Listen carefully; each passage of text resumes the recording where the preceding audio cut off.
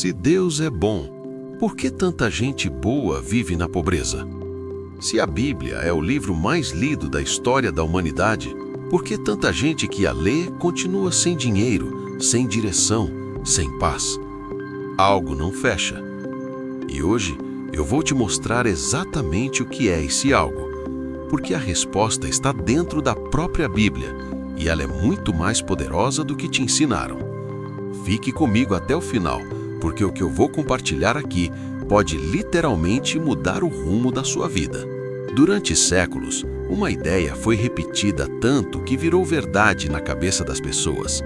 Dinheiro é a raiz de todos os males. Você já ouviu isso, não é? Mas aqui está o problema. Isso é uma citação incompleta. E uma citação incompleta é uma mentira disfarçada de versículo. O que a Bíblia realmente diz em 1 Timóteo 6,10 é: o amor ao dinheiro é a raiz de todos os males. Percebe a diferença? O dinheiro em si não é o problema. O amor desordenado por ele é. E existe uma distância enorme entre ter dinheiro e ser escravo do dinheiro. A Bíblia conhece essa diferença melhor do que qualquer livro de finanças que você já leu. Porque a Bíblia não foi escrita por pessoas que nunca viram riqueza. Foi escrita por pessoas que entenderam a riqueza, de um jeito que o mundo moderno ainda está tentando aprender. Vamos começar do começo. Gênesis 13:2 diz: Abraão era muito rico em gado, prata e ouro. Abraão, o pai da fé, o homem que caminhou com Deus mais de perto do que qualquer outro de sua geração, era muito rico. E não era pouco, era muito. E o texto sagrado não fala isso com vergonha. Não diz, mas infelizmente ele tinha muito dinheiro. Ele diz isso com naturalidade, como se riqueza e fé andassem juntas, porque andavam. Agora me diga, quem te ensinou que ser pobre é mais espiritual do que ser rico? Isso não veio da Bíblia. Isso veio de uma interpretação torta repetida por gerações, que confundiu humildade com miséria e desapego com fracasso. Humildade não é não ter dinheiro. Humildade é saber de onde o dinheiro vem e usá-lo para algo maior do que você mesmo. Tem um versículo em Josué 1:8 que é, na minha opinião, um dos maiores segredos de sucesso já escritos na história da humanidade. E ele está ali, aberto para qualquer pessoa ler, mas pouquíssimos entendem o que realmente significa. Deus estava prestes a entregar a Josué a maior conquista da vida dele. E antes de tudo começar, ele disse: Não se aparte da tua boca o livro desta lei. Antes medita nele dia e noite, para que guardes e faças conforme tudo o que está nele escrito, porque então farás prosperar o teu caminho e serás bem-sucedido. Agora lê de novo devagar. Medita nele. Isso é a descrição mais precisa de como o cérebro humano funciona que você vai encontrar em qualquer texto antigo. O que você medita, você internaliza. O que você internaliza, você acredita. O que você acredita, você age. E o que você age, determina o que você conquista. Deus não disse: Josué, eu vou te dar tudo enquanto você descansa. Ele disse: medita, guarda, faz e então prosperarás. A prosperidade em Josué não era uma promessa passiva, era o resultado de uma mente renovada, em contato constante com a verdade. E aqui está a razão pela qual muita gente ora, mas não muda. Você não está pobre por falta de fé. Você pode estar preso por causa dos padrões que carrega na sua mente. Padrões que foram formados muito antes de você escolher qualquer coisa conscientemente. A família te disse que dinheiro é difícil. A sua cultura te disse que rico é desonesto. A religião distorcida te disse que sofrimento é virtude. E aí você ora pedindo prosperidade com a boca, enquanto a sua mente inteira grita o oposto. A Bíblia já sabia disso. Romanos 12:2 diz: Não vos conformeis com este século, mas transformai-vos pela renovação da vossa mente, para que experimenteis qual seja a boa, agradável e perfeita vontade de Deus. Paulo não disse: transformai-vos pelo esforço do vosso trabalho. Não disse pela quantidade de horas que você trabalha. disse pela renovação da mente. Porque tudo começa dentro. Sempre. Em qualquer época da história, em qualquer lugar do mundo. A mudança exterior começa com uma transformação interior. Deixa eu te contar uma cena que acontece em milhares de casas todo dia. Um jovem chega animado para o jantar, os olhos brilhando. Ele acabou de ter uma ideia, um negócio, um projeto, uma visão de algo que pode mudar a vida dele. E antes mesmo de terminar de falar, alguém na mesa, alguém que ele ama, alguém que ele respeita, diz: "Filho, isso é arriscado. Melhor garantir o que você tem. Na nossa família nunca ninguém ficou rico. Não vai ser você o primeiro. Dinheiro não cai do céu. Para de sonhar e vai trabalhar." E o jovem engole a ideia. Engole o brilho. Engole o sonho. E aquela voz, dita com amor, dita com medo, dita com a melhor das intenções, vai morar dentro da cabeça dele, por décadas. Isso tem um nome. Chama-se herança invisível. E ela é mais poderosa do que qualquer herança financeira que você possa receber ou deixar de receber. Preciso ser honesto com você aqui. As pessoas que mais te amam no mundo podem ser, sem querer, as maiores limitadoras da sua vida. Não por maldade, mas por medo, por experiência própria de dor, por um sistema de crenças que foi passado de geração em geração, como um gene, mas um gene que não é biológico, é mental, é emocional, é espiritual. Quando sua mãe diz: "Dinheiro é difícil", ela está te amando. Ela está tentando te proteger da dor que ela mesma sentiu. Mas ao mesmo tempo, ela está plantando dentro de você uma semente que, se você não arrancar, vai crescer e ocupar todo o espaço que poderia ser do seu sucesso. A Bíblia entende isso. Provérbios 13:20 diz: "Anda com os sábios e serás sábio, mas o companheiro dos loucos se tornará mau." Repara que o texto não diz: "O companheiro dos loucos vai se tornar louco por escolha." Diz que ele se tornará. É um processo, é gradual, é quase invisível. Você não percebe o dia em que começa a pensar como as pessoas ao seu redor. Você simplesmente, um dia, acorda e pensa. Por isso, o maior ato de amor que você pode fazer pela sua família não é concordar com tudo o que ela acredita. É crescer além do que ela conhece. E depois, voltar para mostrar que era possível. Agora deixa eu te falar de um homem que nasceu com tudo e mesmo assim buscou mais. Salomão, filho de Davi, o homem mais rico que já pisou nesta terra. Mas o que pouca gente sabe é que Salomão não pediu riqueza para Deus. Em 1 Reis 3:9, quando Deus apareceu para Salomão em sonho e disse: "Pede o que queres que te dê", Salomão respondeu: "Dá, pois, ao teu servo um coração que saiba ouvir, para governar o teu povo, e para que eu possa discernir entre o bem e o mal." Um coração que saiba ouvir. Discernimento. Sabedoria. E o que aconteceu depois? Deus disse: "Porque pediste isso, e não pediste longa vida, nem riquezas, nem a morte dos teus inimigos, eis que faço conforme as tuas palavras. Mas também te dou o que não pediste, riquezas e glória." Lê isso de novo com calma. Salomão não correu atrás do dinheiro. Ele correu atrás da capacidade, e o dinheiro correu atrás dele. Isso não é coincidência bíblica. Isso é um princípio eterno, que funciona hoje da mesma forma que funcionou há 3.000 anos. Quando você desenvolve quem você é, o que você tem se torna consequência. Mas não para por aí. Salomão não foi rico só por milagre. Ele foi rico porque aplicou todos os dias princípios que ele mesmo registrou no livro de Provérbios. Provérbios 10:4 diz: "A mão negligente empobrece, mas a mão dos diligentes enriquece." Diligente. Essa palavra em hebraico, charutz, significa afiado, determinado, incisivo. Não é só trabalhar muito, é trabalhar com precisão, com foco, com intenção. Salomão observava como as coisas funcionavam. Ele entendia comércio, arquitetura, diplomacia, agricultura, relacionamentos. Ele não era um homem de uma habilidade só. Era um homem que aprendia sem parar. E em Provérbios 24, 3 e 4, ele escreveu: "Com sabedoria se edifica uma casa. Com inteligência ela se consolida. Com conhecimento, seus quartos se enchem de toda sorte de riquezas preciosas e agradáveis. Repara na sequência: sabedoria, inteligência, conhecimento. Primeiro você constrói a base certa: valores, caráter, propósito. Depois você consolida com inteligência, estratégia, planejamento, consistência. E então, como resultado natural, os quartos se enchem.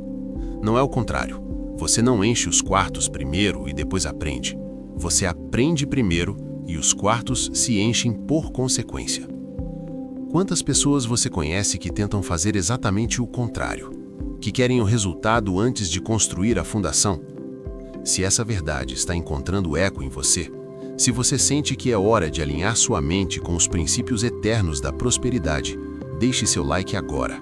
É o seu selo de compromisso com essa jornada.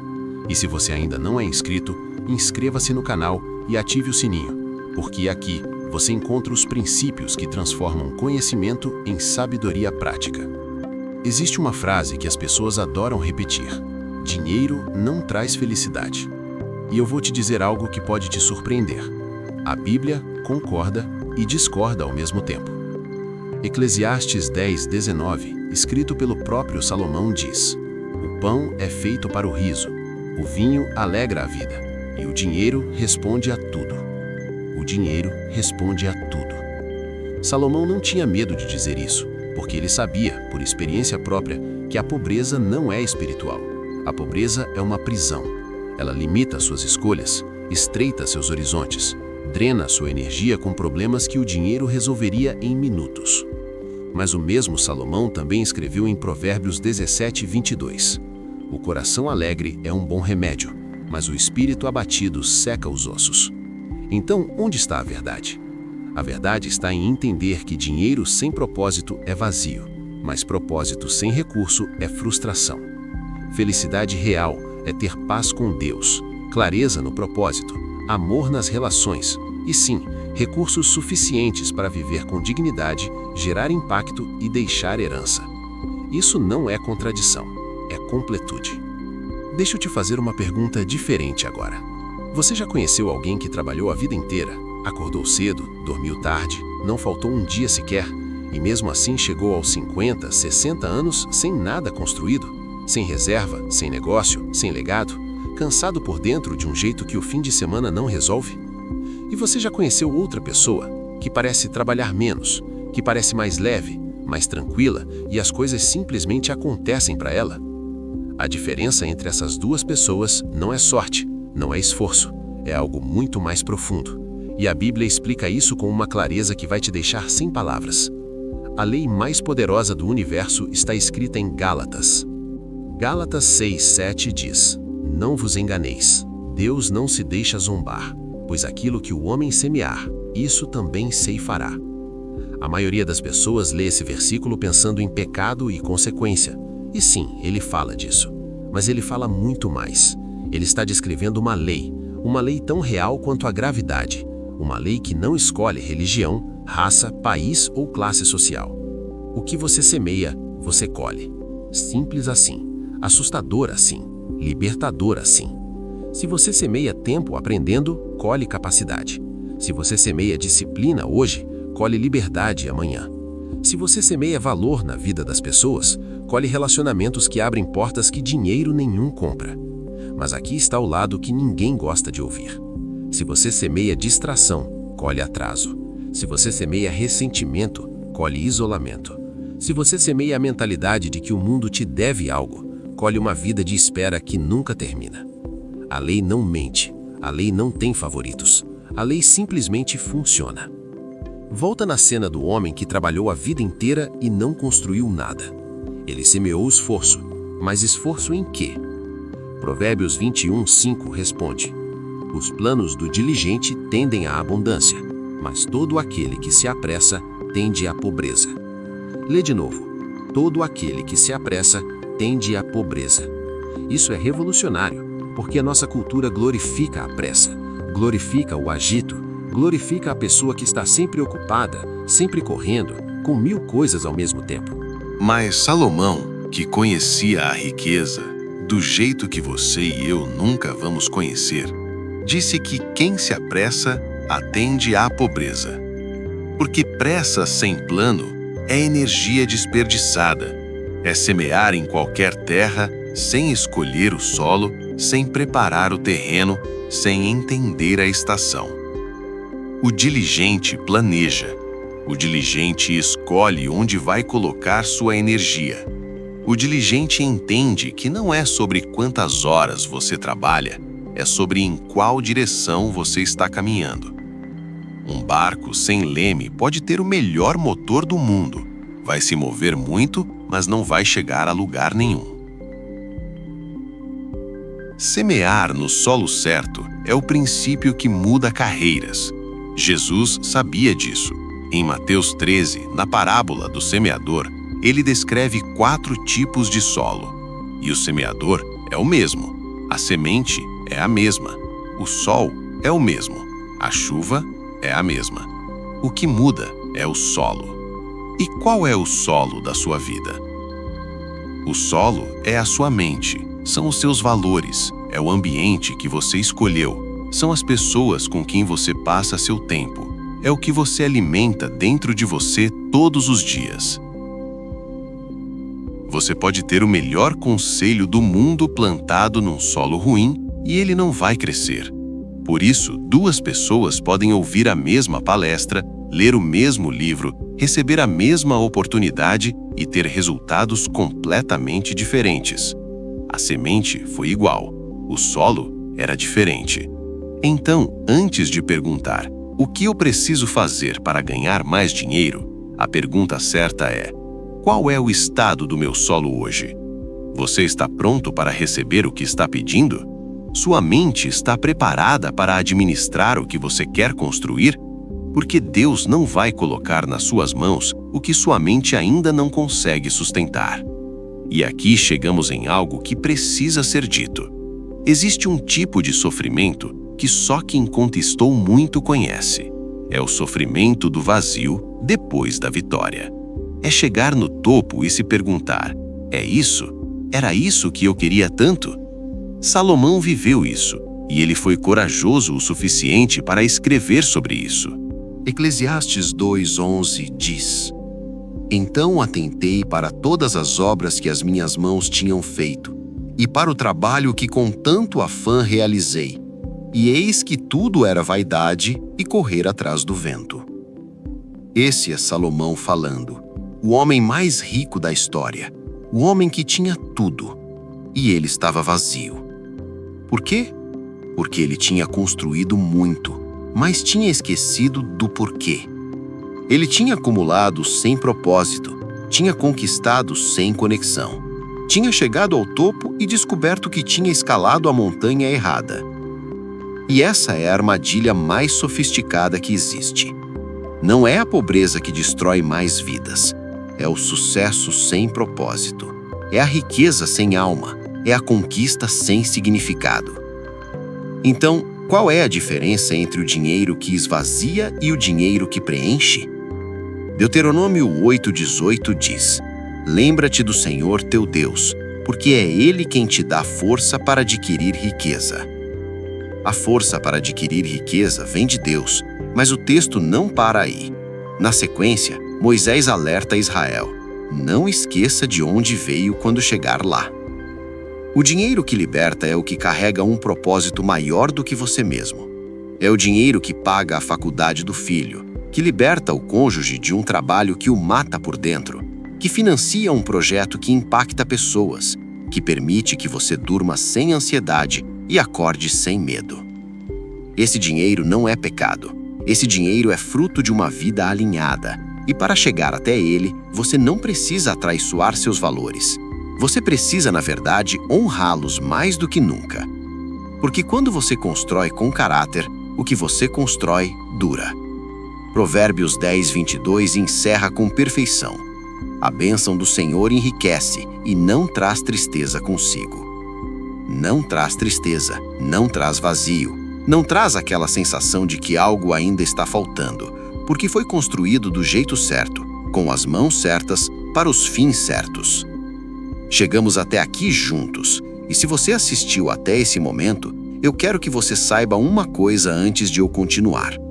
Você não é uma pessoa comum. Pessoas comuns fecham o vídeo nos primeiros 2 minutos. Pessoas comuns não buscam crescer. Pessoas comuns não fazem as perguntas difíceis. Você ficou. Isso já diz quem você é. E agora eu vou te entregar o que você veio buscar. A Bíblia não é um livro vago sobre dinheiro. Ela tem um sistema testado por milênios, aplicado por reis, por comerciantes, por construtores de impérios, e que funciona hoje da mesma forma que funcionou no deserto, no palácio e no templo. Esse sistema tem 3 pilares, e a ordem deles não é opcional. Primeiro pilar, dar. Eu sei, parece contraintuitivo. Você quer acumular e eu estou te dizendo para dar primeiro. Sim, e a Bíblia é radical nisso. Provérbios 11, 24, 25 diz: há quem espalhe e ainda lhe aumenta o ter, e há quem retenha mais do que o justo, mas empobrecerá. A alma generosa prosperará, e quem abastece os outros também será abastecido. Isso não é poesia, é um princípio de funcionamento da vida. Quando você dá com intenção, com alegria, com propósito, você está declarando para sua própria mente que vive na abundância, que tem mais do que precisa, que o fluxo da vida passa por você. E a sua mente começa a agir de acordo com essa crença.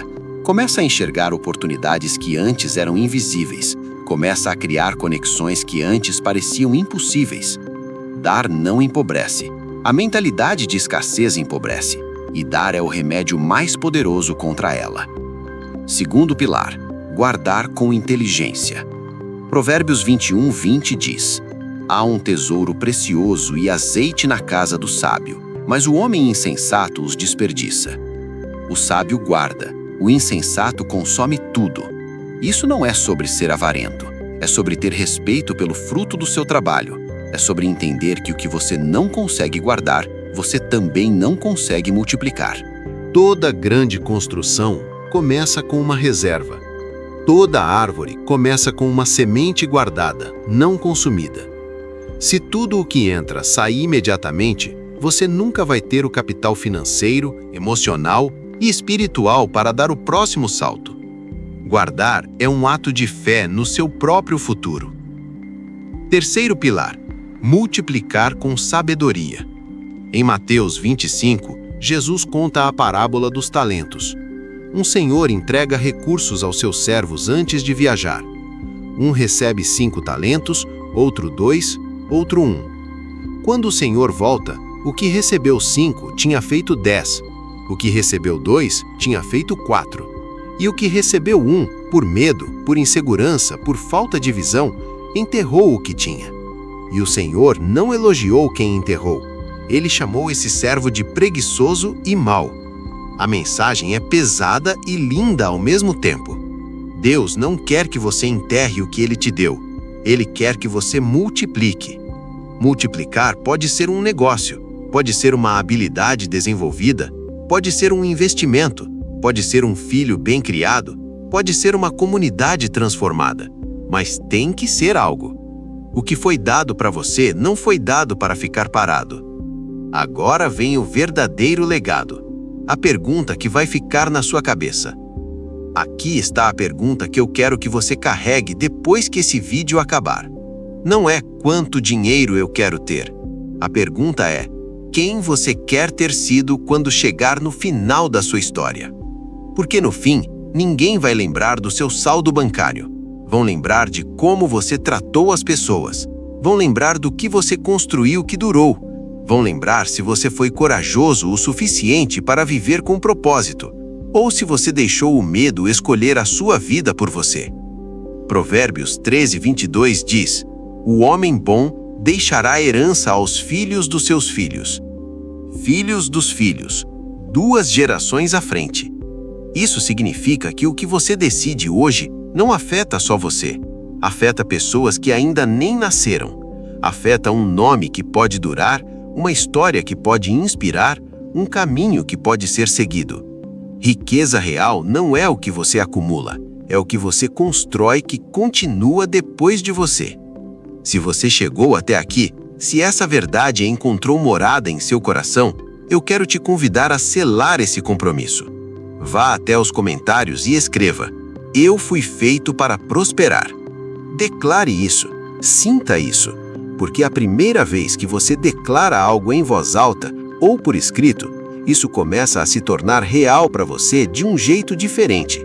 Sua mente precisa ouvir isso, seu coração precisa sentir isso.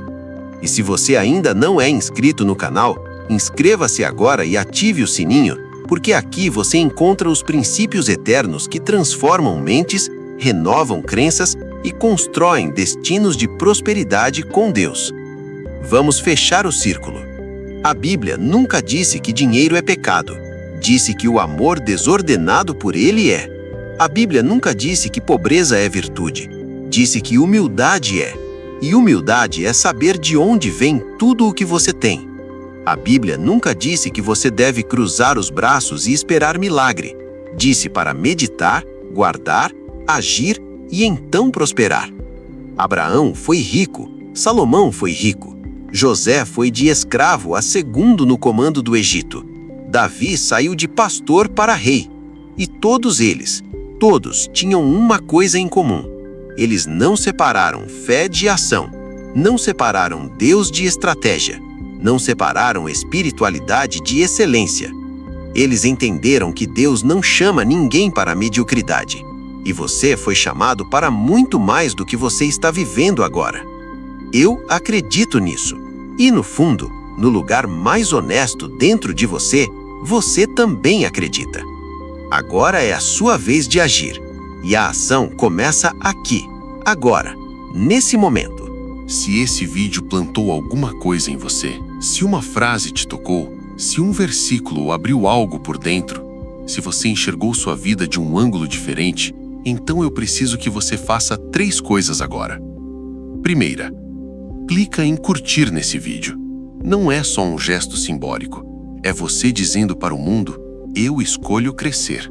E é você ajudando esse conteúdo a chegar em mais pessoas que precisam ouvir isso hoje.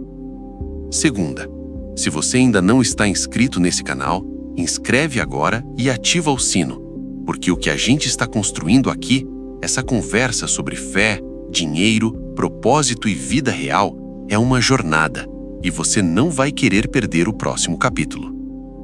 Terceira, nos comentários agora, escreve a seguinte frase: Eu fui feito para prosperar. Não porque é bonito escrever, mas porque a primeira vez que você declara algo em voz alta ou por escrito, começa a se tornar real para você de um jeito diferente. A sua mente precisa ouvir isso. O seu coração precisa sentir isso. E talvez alguém que está em dúvida lendo os comentários agora precise ver que você acredita para ter coragem de acreditar também. Eu fui feito para prosperar. Escreve isso agora. Eu quero terminar com um versículo que, para mim, resume tudo o que conversamos hoje. 3 João 1:2.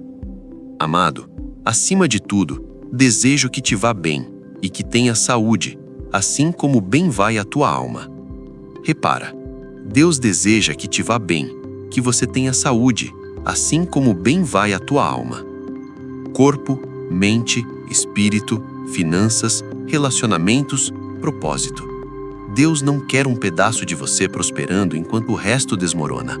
Ele quer a sua vida inteira florescendo de dentro para fora, do espiritual para o material, do quem você é para o que você constrói.